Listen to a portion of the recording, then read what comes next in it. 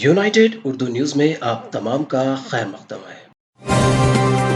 कर्नाटक में एक खौफनाक सड़क हादसा पेश आया। मजदूरों को ले जाने वाला ट्रक गलती से नहर में गिर पड़ा। यह वाकया इतवार की सुबह बेलगाम में पेश आया। इस वाकये में 7 मजदूर हलाक और 11 जख्मी हो गए। पुलिस के मुताबिक यह हादसा उस वक्त पेश आया जब गोकाक तालुका के अकंतंग्यारा हाला गांव से तामीराती मजदूर बेलगाम जा रहे थे। बेलगाम के कनाबरागी गांव में गाड़ी ने कंट्रोल खो दिया और बेल्लारी नहर में गिर गई। इत्तला मिलते ही पुलिस मौके पर पहुंच गई और मुकामी लोगों की मदद से जख्मियों को निकाल कर अस्पताल पहुंचाया। नाशों को भी निकाल लिया गया। बेलगाम के पुलिस कमिश्नर एमबी बुरा लिंगया ने मौके पर पहुंचकर इमदादी कामों की निगरानी की। कर्नाटक पुलिस ने बताया कि इस वाक़े में 7 अफराद मौके पर ही हलाक और 11 दीगर शदीद जख्मी हो गए। जख्मियों को अस्पताल मुंतकिल किया गया, जहां हुक्काम के मुताबिक तीनों की हालत तशवीशनाक है।